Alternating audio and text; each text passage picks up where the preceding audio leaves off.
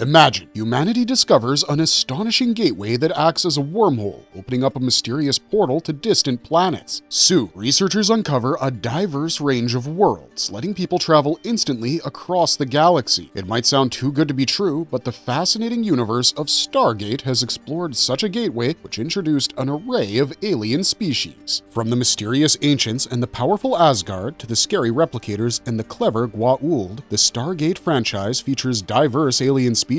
Some are friendly, some are dangerous, and all are unforgettable. Whether you're a longtime fan or just discovering the series for the first time, get ready for a journey across galaxies as we break down the abilities, home planets, and stories behind each alien race that makes the Stargate lore so rich and compelling.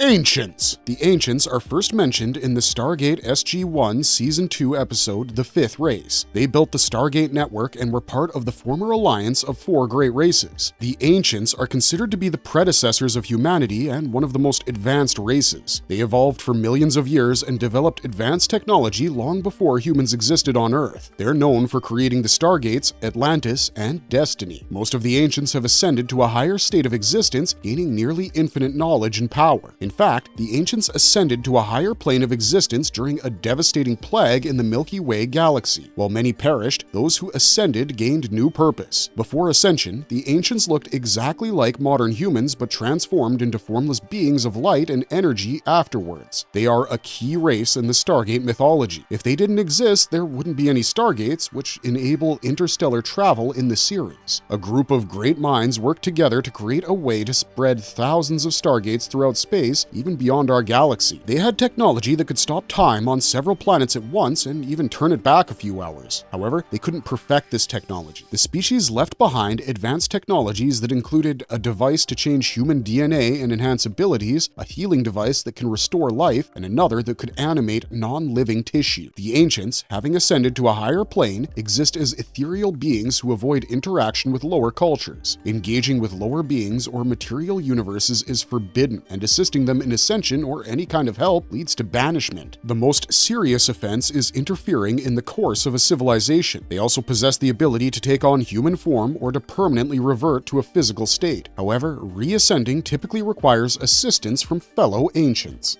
Asgard. The Asgard are one of Earth's strongest allies. They were first introduced in Season 2 in the episode Thor's Chariot. The Asgard were part of an ancient alliance with the Nox, the Furlings, and the Ancients. Their society was led by the Asgard High Council, which oversaw activities on protected worlds and made decisions about how to deal with threats. Over 30,000 years ago, the Asgard were a tall humanoid species, about 2 meters tall, and they reproduced sexually. Over time, their bodies changed a lot. The modern Asgard are about 1 meter tall, have grayish skin, small skinny limbs, large heads, and black eyes. They look a lot like what a Roswell Gray has often been described as in many UFO abduction stories. Despite having the ability to reproduce sexually through meiosis for thousands of years, they chose to rely solely on an enhanced form of mitosis, essentially cloning themselves. This was an unfortunate decision as it set them on a path that ultimately led to their extinction. Some, in an effort to survive, resorted to extreme measures, such as abducting people from Earth to study human development. Even though they are small physically, the Asgard's intellectual capabilities are truly extraordinary. They've developed a wide array of advanced technologies that far surpass those of the Goa'uld. Among these is the Stargate Dialer, which facilitates faster-than-light travel, enabling Asgard vessels to journey between galaxies in just minutes. Additionally, they created protective devices such as Thor's Hammer, which effectively shields certain human-inhabited worlds from Goa'uld invasion, thereby safeguarding primitive cultures from external threats. The Asgard faced serious problems from ongoing recloning, which worsened their genetics. To prevent other races from taking their technology, they decided to end their lives by mass suicide and destroy their planet. Before doing this, they shared important knowledge with Earth. They gave Stargate Command a computer database filled with Asgard information and upgraded the Odyssey, the deep space carrier, with their latest tech.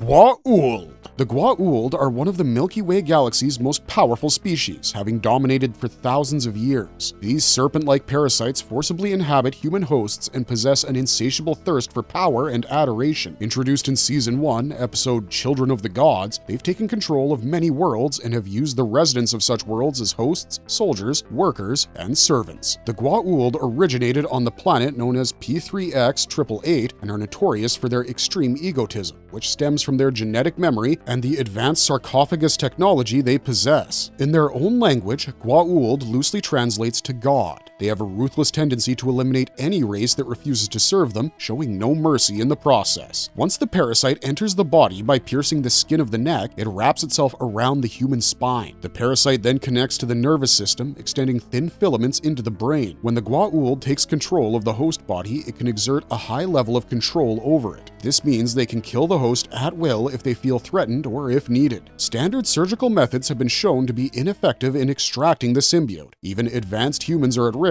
as the symbiote can release a lethal poison that kills the host upon removal. However, the sophisticated techniques used by the Tokra have proven successful in safely detaching a symbiote from its host. If you're wondering what's so special about their genetic memory, this unique trait allows each young symbiote to inherit the knowledge of all previous Goa'uld. They also have something called naquadah in their bodies, which helps activate their technology. Despite not being an element of the early Goa'uld's blood chemistry, this feature gradually emerged over time through the process of evolution. Assurins. The Assurins are a technologically engineered nanite species that the ancients accidentally created in the Pegasus galaxy. They made their first appearance in the 3rd season episode titled Progeny. Initially, the Assurins consisted of a single microscopic nanite component, but over time, they evolved to assume human form and mimic their ancient creators. As a machine race, they possess remarkable strength, the ability to probe the minds of organic beings, and they can even slip through the tiniest of openings. 10,000 years ago, on the planet Assurins, the ancients worked hard to find a weapon to destroy the Wraith. They suggested using nanites that could attack the Wraith at a microscopic level. However, their experiment had an unexpected outcome. The nanites started to replicate and connect, taking on the most advanced form they knew: humans. The ancients created entities who were driven by an uncontrollable rage. The Assurins asked the ancients to remove their aggressive behavior, but the Lanteans refused. Since the ancients failed to make the weapon they wanted, they decided to destroy the nanite creations and bombed the planet Assurins. Yet, the annihilation of their creation wasn't complete. Some of the nanites managed to survive and reassemble themselves. After the ancients were expelled from the Pegasus galaxy and returned to the Milky Way, a new race emerged, and they started to refer to themselves as Assurins, intent on fulfilling their programming to eliminate the Wraith. Dr. Rodney McKay finally removed the rage they felt with assistance from Niam. The Assurin society seems similar to that of the ancients. They harbor a great deal of hate towards the ancients and humanity, whom they consider the favored sibling that received their parents' love. While some Assurins are fine with their current situation, others want to become equal to their creators and ascend. Nox. The Nox are one of the races that make up the alliance of 4 great races first introduced in Season 1 during the episode titled The Nox. Residing on the planet Gaia, this advanced civilization is characterized by their peaceful, fairy-like nature. They possess remarkable abilities, including the power to bring the dead back to life and the skill to render objects as large as their entire city invisible. The Nox are a peaceful and nature-loving race that lives in the forest. They may seem simple, but they're actually one of the oldest and most advanced species in the galaxy. The Nox can live for hundreds of years, and they believe they're connected to nature. They value their world and take great care of it. Their physical appearance closely resembles that of humans, yet their hairstyle is distinctly unique. Both their hair and clothing are deeply inspired by the lush surroundings of the forest. Many of them dwell in huts nestled on the forest floor, soaking up the shade, while others likely inhabit a grand floating city near the Stargate. They love food and seem to thrive on a simple vegetarian diet. The Nox derive their powers from illusion and mind mastery. They can render anything and anyone, including themselves, invisible and invincible, allowing objects to pass through them harmlessly. However, it's unclear whether their abilities are a result of technological advancement. The Nox adhere to a strong ethical code, viewing all life as sacred. They refuse to harm others and will not fight for self-defense. In the event of a death or injury among their community, family members participate in a ritual to revive the individual, during which they temporarily become invisible but are left weakened and vulnerable. The Nox take the responsibility of protecting the animal species on their planet. The Goa'uld often come to their world to hunt these creatures, believing that the flying animals are what makes them invisible. Wraith. The Wraith are a race of sadistic, intelligent humanoids who first appeared in the Season 1 episode titled Rising of Stargate Atlantis. These vampiric beings primarily feed on humans and roam the Pegasus galaxy aboard their massive hive ships. Each ship is ruled by a queen who orchestrates its specific mission. While the queens often harbor a fragile relationship with one another, they occasionally set aside their mistrust to unite in their efforts, increasing their chances of successfully culling the human population. They enter prolonged hibernation periods, periodically reawakening to harvest their human herds from the planets within their home galaxy. The Wraith possesses an incredibly potent regenerative ability, allowing their bodies to heal rapidly, even sealing bullet holes almost instantly. This capability likely prevents them from dying of natural causes like humans. Additionally, they have advanced telepathic abilities, enabling them to manipulate their prey's perceptions and interrogate humans mentally. The Wraith are bipedal and look just like humans, but with pale blue or light green skin, yellow eyes, and white, black, or red hair. Genetically, they are more similar to insects than mammals. The Wraith are a caste-based system with distinct physical differences and roles. Predominantly male, they have only observed females as queens who lead the species. Their sexual dimorphism resembles that of humans. Below the queens are lower castes, including male soldiers and leaders. Soldiers are less intelligent and have rigid thought patterns, while leaders are a notable exception. Let's talk about their technological advancement, which is mostly used to develop weapons to bring various races under their subjugation. The Wraith are known for using stun weapons to weaken their prey, so later they can feed on them. Their ships not only include hive ships for their extended hibernation cycle, but also smaller, more maneuverable ships called cruisers that can operate in a planet's atmosphere, along with Wraith darts, which are fast ships capable of traveling through stargates and are equipped with culling beams to transport prey. Autatur. The Autatur are an advanced alien hive mind encountered during the early days of SG-1's explorations. Their current homeworld is P4G 88-1, but they previously inhabited P5C 353. The Autatur consist of thousands of microscopic organisms that are invisible to the naked eye. Under ultraviolet light, they reveal vibrant electric blue tendrils. While feeding, they emit a bluish glow. The Autatur sustain themselves on heat and oxygen, and they can endure extreme temperatures, such as direct exposure to a blowtorch or the heat generated by an explosion. They assert that an explosion capable of destroying the Stargate Command, SGC, would provide them with the opportunity to spread across the entire planet. When their numbers grow large enough, they can use their collective intelligence to communicate with other life forms. Despite their small size, they are an advanced race, as shown by the remains of the city on their homeworld and their orb. Some might wonder what the orb means. It's just that before meeting SG-1, the Autatur learned that their home planet was becoming uninhabitable. To save their species, they created a cryogenic device called the Orb to freeze themselves. They planned to wait until another species would find the orb and take it through the Stargate to a new home. When SG-1 discovered the orb and brought it to Earth, it began to activate in the atmosphere. As things began to spiral out of control because of alien contagion, the SG-1 crew decided to send the orb to a newly designated world they were due to explore, a primordial jungle planet that had ample resources which would allow the aliens to survive without interfering with the native life forms. Jaffa. The Jaffa are a subspecies of humans genetically engineered by the Goa'uld in ancient Earth history. They were created to serve as soldiers and incubators for the young Goa'ulds. Introduced in the very first episode of SG-1, titled Children of the Gods, the Jaffa embody a deep sense of honor and nobility, stemming from their oppressed past. Their struggles against the Goa'uld have forged many into strong, self-sufficient warriors on the battlefield. Even though Jaffa don't consider themselves superstitious, they do have strong religious beliefs. They all believe in some kind of afterlife. Jaffa, who serve the Goa'uld, think that they will be honored for their actions after they die. In contrast, rebel Jaffa believe that their souls will go to Keb, a place free from Goa'uld control, where their souls can exist without the larval symbiote implant that genetically alters them. As time passed, the Jaffa began to see their masters for what they truly were: manipulative parasites. The introduction of a symbiote-based chemical known as tritonin, which was later re-engineered to function without the need for symbiotes, demonstrated that the Jaffa could thrive without their oppressive dictators. The tipping point came with an all-out war between the Replicators and the Goa'uld, which wreaked total mayhem on the Goa'uld dynasty. Seizing this opportunity, the Jaffa resistance reclaimed the temple at Tokra, a sacred site which symbolizes the beginning of their enslavement. With the Goa'uld out of the picture, the Jaffa faced a chance for freedom for the first time in their history. They knew that without a good government, peace wouldn't last. To move forward, they elected the Jaffa High Council to lead them. The Jaffa people have become a free society where men and women can live without war. They didn't let the interference from the Goa'uld Baal, who survived on Earth after his race was defeated, or the destruction of the Tokra temple by the Ori, stop them.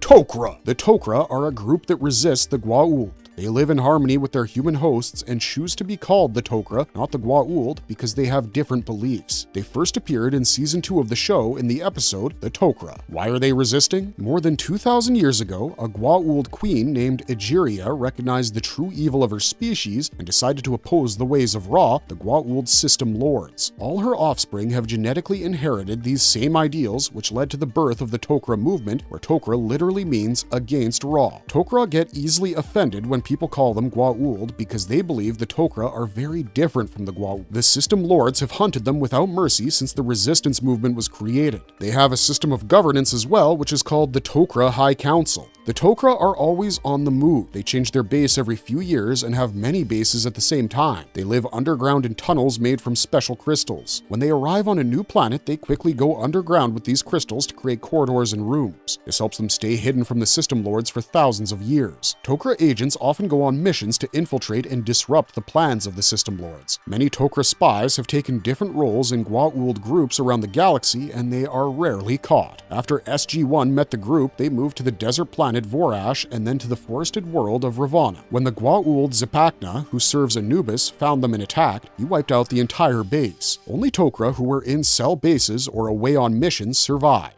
Despite suffering many casualties, the group's determination to eliminate the Goa'uld remains strong. Their strategy has been to incite conflict among the system lords to prevent any one from gaining power. Recently, with the creation of a symbiote toxin, the Tokra have adopted a more aggressive approach, aiming for the complete extermination of the Goa'uld.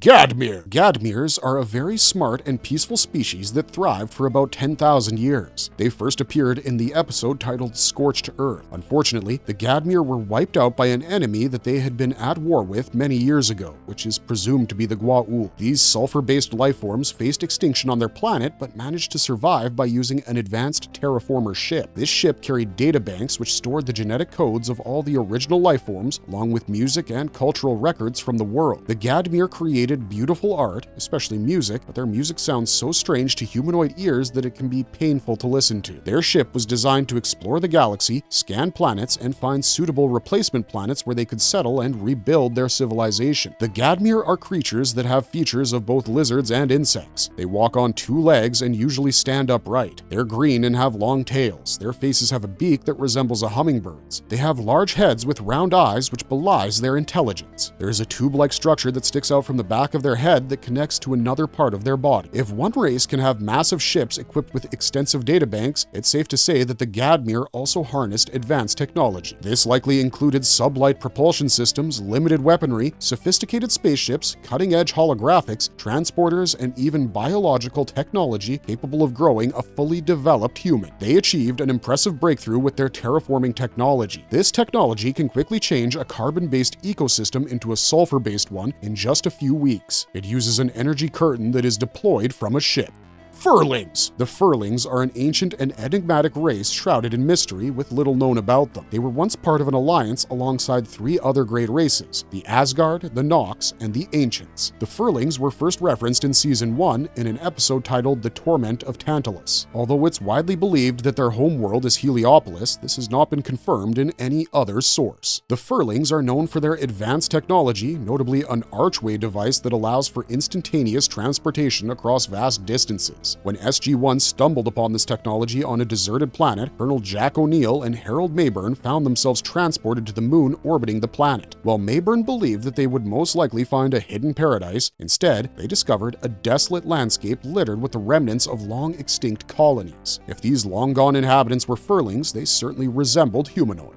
aliens. Encarn. The Encarns were a tribe of humanoid aliens whom SG-1 assisted in returning to their ancestral homeworld after they were liberated from Goa'uld slavery. They made their first appearance in the Season 4 episode titled Scorched Earth. In fact, the Encarns' original homeworld lacks a Stargate, suggesting that the Goa'uld had abducted a group of them from their planet long ago, transporting them aboard their ships. The Encarns are humanoid beings with a unique physiology that makes them very sensitive to specific atmospheric conditions. If they don't have these exact conditions, they can go blind and eventually die. They need a rare kind of atmosphere to survive. Externally, Encarns look like humans, but their eyes are all yellow and very sensitive. Even small amounts of UV radiation can cause them to go blind because their home planet has an ozone layer 3 times thicker than that of Earth's. The Encarns have a rich history that has been passed down orally, but unfortunately, this has led to the loss of their original homeworld's location after many generations of displacement. They are largely accustomed to a nomadic lifestyle, utilizing wood and metal tools for basic construction. They usually live in temporary tent villages, then move to more permanent wooden homes. Village elders, like Hedrazar, are important leaders in these communities. They often put the group's survival ahead of their own safety during conflicts. These leaders help guide the Encarns through their challenges. The Encarns lack their own technology and have depended on Naquadah reactors supplied by SGC for their energy needs. Without the support of SGC, they wouldn't have been able to relocate to a new habitat. Furthermore, thanks to a peaceful agreement facilitated by Gadmir's synthetic mediator, Lotan, they acquired Gadmir's terraforming ship to help them return to their ancestral homeworld.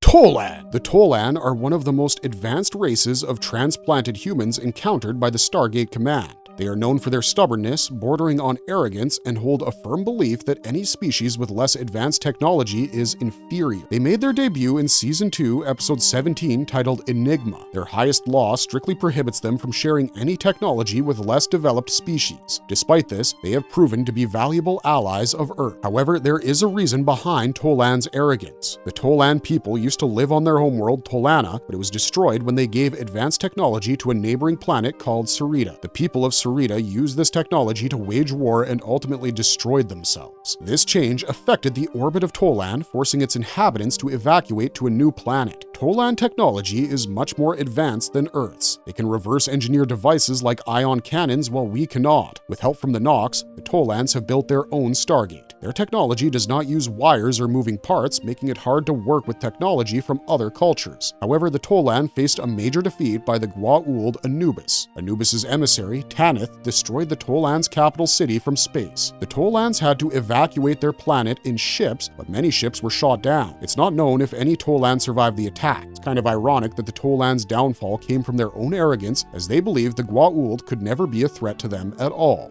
Onese. The Onese are a species of reptilian humanoids that humans first encountered in the episode Thor's Hammer from Season 1. The Goa'uld named them Onese, which means first ones. They're slightly taller than the average human male. Physically speaking, Onese have leathery, scaly skin that comes in different shades of green and brown. They have clawed hands and feet. Male Onese have 2 horns on their chins, which grow larger as they age. They have reptilian eyes and slitted nostrils, and they wear clothing similar to Stone Age outfits on Earth. The Onese were the first race to be enslaved by the Goa'uld, who exploited their great strength for labor and armies. To escape possession, many Onese retreated to caves on their homeworld. They also fashioned bony necklaces to protect their necks, the Goa'uld's preferred entry point when near water. The Onese have green blood and can heal from injuries better than humans, especially if helped by a symbiote. A healthy Onese is stronger and tougher than a human, and they can easily throw a soldier and continue fighting even after being shot multiple times. Many outsiders see the Onese as wild animals, but they have an advanced society and culture. They live in clans led by an alpha male and have rites of passage similar to those of African tribes on Earth. When needed, entire tribes can join together to fight a common enemy. Despite their fierce appearance, the Onese are a negotiable race. Daniel participated in talks with a local tribe leader, and Shaka successfully negotiated peace between humans and the Onese who had previously been enslaved. Daniel reported that the truce was yielding positive results for both sides. Onese are protective of their territory but can accept strangers if they behave appropriately without crossing boundaries. It's not wise to look at an Onese with contempt, as they will see this as a challenge. Spirits! The Spirits are an alien race known for their ability to stand up to the Goa'uld, making them one of the few groups capable of doing so. They first appeared in Season 2 in an episode titled Spirits. Although they mostly resemble humans, their facial features prominently display gills in place of a nose. They possess the extraordinary ability to change their appearance at will, whether to take on a human form or transform into mythical Salish animals like wolves and ravens. It remains unclear whether this shape-shifting skill is a natural trait or a product of advanced technology. They can banish a target with a gesture, making them disappear in a flash of light. The destination is unknown, but those returned from banishment say they were sent to a place of nothing. When one of their members gets hurt, the group can heal that person using methods similar to how the Nox heal. They have the unique ability to manipulate energy, which allows them to disrupt technology. This was evident when the SGC systems went haywire during an infiltration attempt. The Spirits are committed to safeguarding the Salish people, a group with Native American roots that the Goa'uld transported millennia ago. After driving the Goa'uld off of PXY 88-7, they took on Salish spiritual forms to live in harmony with the community. They strictly adhere to a non-interference principle, striving to avoid any disruption to Salish natural development, stepping in only to combat external threats such as the Goa'uld or the SGC mining team.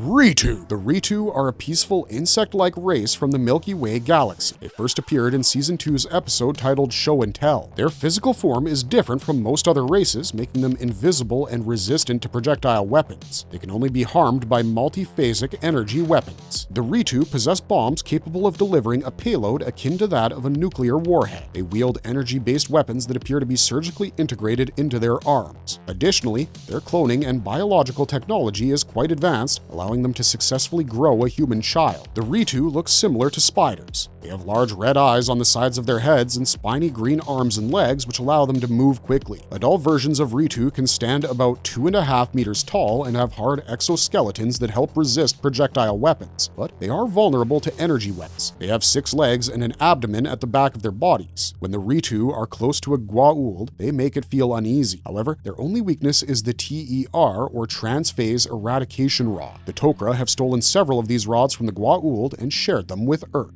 Ori. The Ori represented the first evolution of humanity alongside the Ancients. They made their debut in the second episode of Season 9 titled Avalon Part 2. This race of Alterans mastered the art of ascension using their great knowledge and abilities to demand worship from people. They believed that sharing the secrets of the universe with those on the lower level of existence is an evil act and those who engage in it should be eliminated. The Ori created the Origin faith, placing themselves at the center of creation. They wrote their teachings in the Book of Origin, which priors, missionaries, and teachers share with followers. The Ori communicate their will through the Dosi, the chief prior, whom they can possess. When this happens, he displays fiery eyes. The aim of Origin was a lie. The Ori did not truly offer enlightenment. Instead, they wanted to draw energy from them. Only by having followers believe in and worship them could the Ori survive, feeding off this energy. When believers died, they didn't join their gods, but simply disappeared. Ori technology, both biological and mechanical, is designed to gather worshippers to boost their power. Any technology from before their ascension is destroyed to avoid doubt among their human followers. But here's the twist. After discovering Merlin's weapon, a technology that can destroy powerful ascended beings, the fight against Ori began to change. Dr. Jackson used Merlin's knowledge to rebuild this device and sent it to the Ori galaxy without any interference from the Ancients. Once it arrived, the Ori were completely eliminated.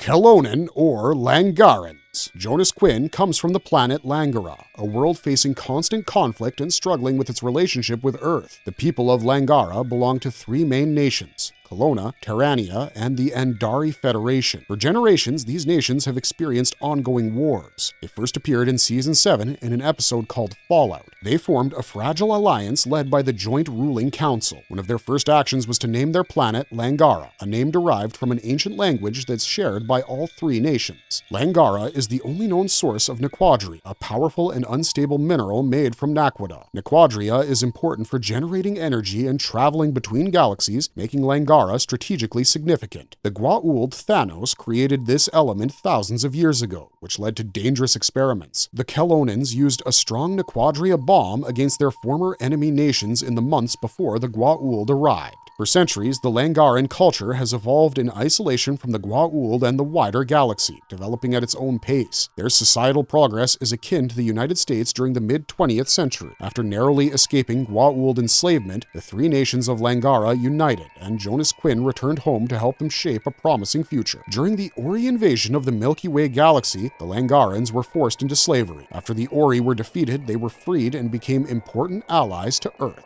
Latonin. Latonins are a community of humans hailing from the planet Latona who have chosen to refrain from technological advancement in favor of delving into the exploration of the mind. They first appeared in Season 5 in the episode titled Sentinels. Because of their decision, any technology that malfunctions on their world remains unaddressed since the inhabitants no longer possess the knowledge required to make the necessary repairs. The Latonins used a defense system called the Sentinel to stop the Goa'uld from taking control of their territory. The Sentinel eliminated any threats from their borders and from space. Unfortunately, the Latonins could not fix the Sentinel after they discovered that a rogue NID unit from Earth had taken it apart and killed its caretaker, the only person who could operate the device. Marul, the leader of the Latonins, believed the Sentinel and its caretaker were working well by a candle that burned brightly in his office. He did not know that the NID team had set up the candle to keep burning continuously. SG-1, along with former NID agents Greaves and Kershaw, confirmed that the Sentinel was put back together correctly. The problem was that it needed a human connection or sacrifice to work properly. To fix this, Colonel Greaves decided to be the person to connect with the device. This choice removed the Goa'uld Svarog's control and protected the Latonins again. The Latonins are peaceful and trusting people who believe strongly in the protection offered by the Sentinel. They are somewhat naive about outside dangers because they've lived in peace for centuries thanks to the inventions of their ancestors. Their story serves as a warning about the risks of losing technological knowledge and depending too much on systems that no one remembers how to maintain.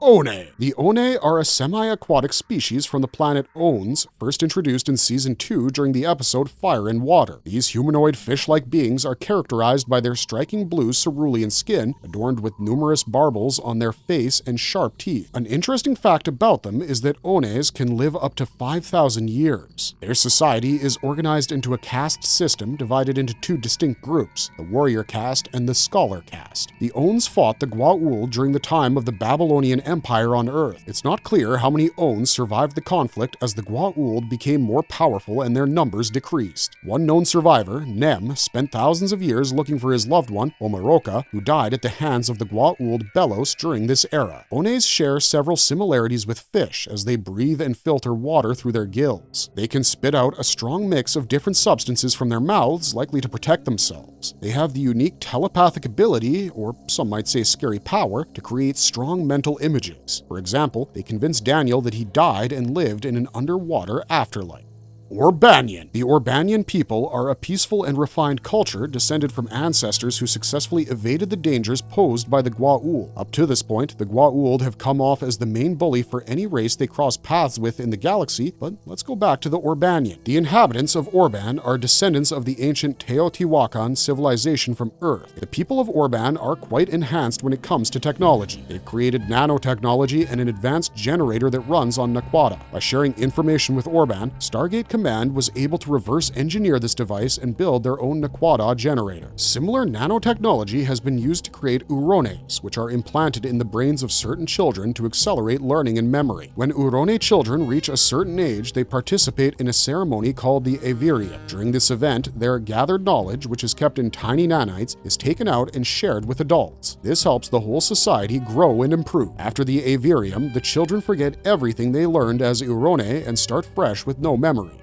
They then become regular members of society again. The Urone system plays a key role in Orbanian progress, but SG-1, especially Jack O'Neill, sees it as a form of child exploitation. The children in this system miss out on normal childhood experiences and lose their identities after the Avirium. When Jack O'Neill shows Marin, an Urone child, the joys of being a kid, it makes the Orbanians rethink parts of their system. This suggests that there might be a chance for cultural change and kinder treatment for future Urone children.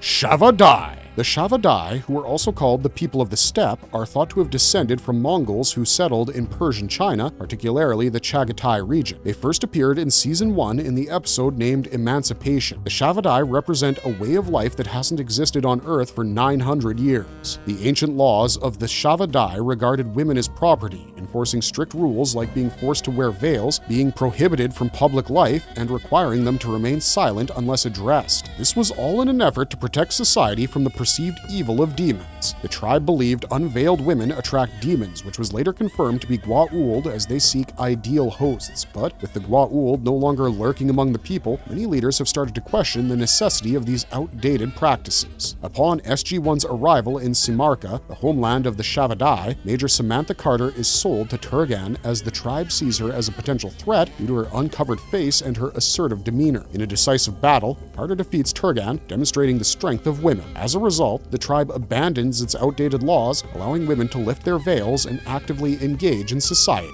Replicators. Replicators are mechanical creations that have spread throughout the galaxy. A similar race of nanites, Assurins, which originated from the Pegasus galaxy, is also referred to as replicators due to their resemblance. They made their first appearance in Season 3 during the episode titled Nemesis. The replicators were first made as toys by an android named Reese. The people on the planet were afraid of Reese, so she taught the replicators to protect her and make more of themselves. However, the replicators soon became independent and no longer followed Reese's control. They ended up killing everyone on the planet and left to find more resources. Feeling guilty about what had happened, Reese shut herself off. The replicators ended up in the Ida galaxy and met the Asgard. The Asgard had advanced technology which attracted the replicators, leading to a war between them. The Asgard asked humans for help to protect their homeworld, Othala. The humans used a prototype ship to draw the replicators away, which caused a small attack on Earth. After SG-1 discovered Reese and learned about the replicators' past, the Asgard tried to use her to find weaknesses in the replicators, but they were unsuccessful. Next, they planned to bait the replicators into a trap involving a black hole to destroy them. However, the replicators used a time dilation device to escape and launched an attack on Orilla, the Asgard's new home planet, and started plaguing it. Thanks to the ancient repository of knowledge, Jack O'Neill was able to develop an energy weapon designed to disrupt the bonds of the replicators. Later on, a replicator version of Samantha Carter reached out to the humans for assistance, but it was merely a deceptive ploy to find a way to render themselves immune to the energy weapon made to stop them. As a result, they began their takeover of the Milky Way galaxy and discovered the existence of the Tokra superweapon. Both humans and replicators raced to control the weapon. Humans used the Tokra weapon and the Stargate system to send a signal across the galaxy that disrupted the replicators. This action ended the replicator race. Riol. The Riol are a humanoid alien species from the Milky Way, first introduced in the Season 5 episode titled The Fifth Man. This peaceful race faced near extinction at the hands of the Goa'uld, forcing them to flee from their homeworld to survive. The surviving Riol live as nomads and are cautious about trusting outsiders. They have a unique ability to produce a chemical that makes others believe they're not a threat. This allows them to blend into the cultures of other species and avoid being detected. The chemical can also change or create false memories, helping them hide even better. This ability is their only advantage, as the Riol are peaceful and cannot defend themselves in other ways. Unfortunately, this same advantage has led to their near extinction, as the Goa'uld desperately want to uncover the secret of this substance. The Riol are very tall, thin, bipedal creatures with thick hair and dark black eyes. Their heads look almost like skulls. The Riol have chosen not to adopt much technology. The Tauri encountered them once when they met a Riol named Kyael, who looked exactly like Lieutenant Tyler, the fifth member of SG-1. There are only a few Riol left. However, a group has settled on a world unknown to the System Lords where they hope to rebuild their culture.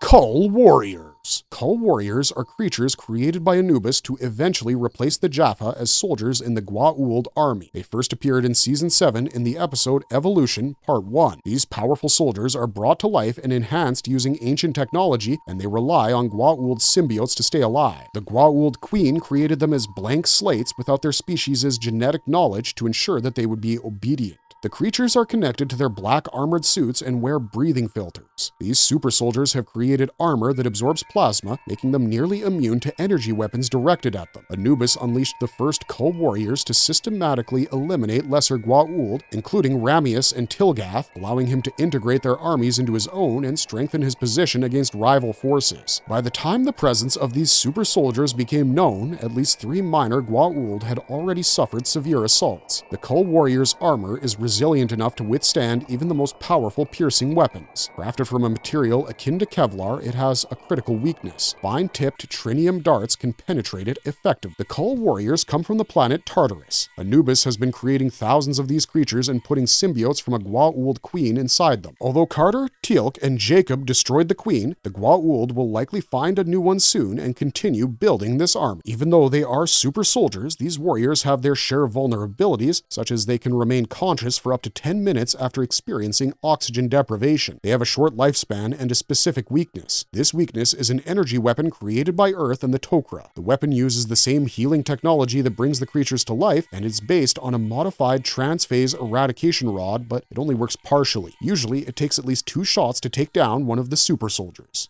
Unity! The Unity race is a type of crystalline lifeform that the SGC encountered in the first season. The Goa'uld nearly destroyed this species, leaving only a few survivors. They look like blue crystals in their natural form, but they can change their surface to form a face for communication with other lifeforms. They can copy or clone both the physical appearance and voice of the person they communicate with. Sometimes they can copy the most powerful memories as well. When the crystals lose energy, they retreat back into their core. Someone who touches a Unity crystal is thrown back by a strong force.